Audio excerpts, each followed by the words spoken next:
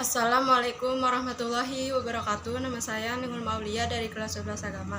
Di sini saya akan menjelaskan sinopsis novel Ketika Mas Gaga Pergi karya Helvi Tiana Rosa. Novel Ketika Mas Gaga Pergi ini menceritakan tentang seorang gadis belia, Gita Ayu Pratiwi, yang sangat dekat dengan saudara kandung satu-satunya, Gaga Perwira Pratama. Biasa dipanggil Mas Gaga, adalah mahasiswa teknik sipil Universitas Indonesia semester 7. Kita sangat bangga dan menyukai kakaknya tersebut karena sosoknya yang sangat baik, cerdas, tidak pernah meninggalkan sholat, periang, dan tentu saja ganteng. Menurutnya, tidak ada yang tidak menyukai Mas Gaga. Dari keluarga atau tetangga, nenek atau kakek, orang tua, dan adik kakak teman-temannya menyukai sosok Gagah tersebut.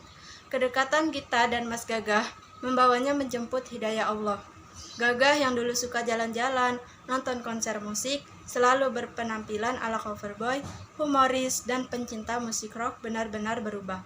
Bahkan, Gita yang merupakan cewek tomboy yang sangat cuek penampilannya, mulai merasa gawat ketika masnya sudah tidak mau bersalaman dengan perempuan. Inilah Gita, salah satu dari banyaknya remaja gadis yang dalam masa pencarian jati diri. Ia menganggap apa yang masnya lakukan adalah suatu hal yang aneh. Ia merasa kehilangan sosok Mas Gaga yang selalu ia banggakan, sampai pada saat ia mulai belajar memahami tentang kebiasaan baru masnya dengan membaca buku dan berdiskusi. Perlahan ia merasa hidayah mulai menghampirinya, dan Mas Gaga yang sempat hilang ia rasakan telah kembali. Kehendak Allah berbicara lain, Mas Gaga yang sedang pergi mengemban tugas dakwah meninggal dunia dikarenakan bentrok massa. Ia benar-benar kehilangan sosok Mas kebanggaannya. 1 tahun kemudian, Gita mulai bisa mengikhlaskan kepergian sosok Mas Gaga. Namun ketika ia mulai mengikhlaskan, ia bertemu dengan sosok lelaki yang menggunakan kemeja kotak-kotak.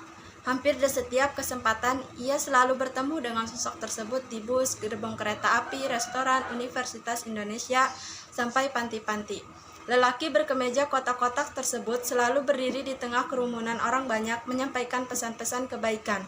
Sampai pada akhirnya, Gita ingin mencari tahu tentang lelaki itu.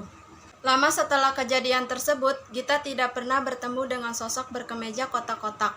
Sosok yang punya andil dalam keislaman Gita. Gita telah menjadi muslimah sejati dan ia berniat mencari pekerjaan setelah lulus kuliah.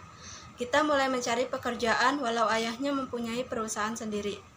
Ketika ia menemukan pekerjaan dan mulai melakukan wawancara, ia bertemu dengan sosok yang tidak pernah ia sangka sebelumnya. Si kemeja kotak-kotak yang merupakan direktur perusahaan tempat Gita melamar pekerjaan. Ketika selesai melakukan wawancara dan hendak pulang, Gita melihat sosok Yudhistira naik ke dalam bus. Sosok itu kembali menyebarkan kebaikan. Walaupun sosok tersebut merupakan seorang direktur dalam senja yang temaram, Gita kembali melihat sosok Mas Gagah yang menunggu bus. Wajah Mas Gagah yang cerah. Unsur intrinsik. Yang pertama yaitu ada tema. Temanya adalah kesabaran dan niat seorang gadis yang ingin merubah sikapnya dari awalnya tomboy hingga ia berubah menjadi muslimah yang baik. Pesan amanatnya, di setiap ujian yang Allah berikan kepada hambanya takkan ada yang sia-sia. Pasti di balik semua itu ada kasih sayang yang lebih. Mencobalah untuk mendekatkan diri kita kepada Allah karena Ia Maha segalanya. Jangan pernah menyerah untuk menyebarkan dakwah tentangnya walau rintangan menghadang, dan tetaplah istiqomah. Tokoh dan penokohan. Gita Ayu Pratiwi, protagonis, tomboy manja pada Mas Gagah, baik, mau berubah demi abang yang disayangi, selalu bersemangat, bertanggung jawab, dan selalu menolong. Mas Gaga Perwira Pratama, protagonis, tanggung jawab, ramah, cerdas, periang, dan tentu saja ganteng. Tokoh figuran. Yudhistira Arifin, protagonis, seorang yang misterius yang selalu memberikan petuahnya di bis, kereta api, kantin, dan tempat yang sering dikunjunginya. Dia sangat manis, berpakaian rapi, baik hati, pintar, dan cukup tampan. Mama, protagonis, seorang ibu yang penyayang, baik hati, cantik, dan ramah, tetapi ia belum terugah untuk memakai kerudung, dan pada suatu ketika Mama pun berkerudung karena mendengar saran dari anaknya.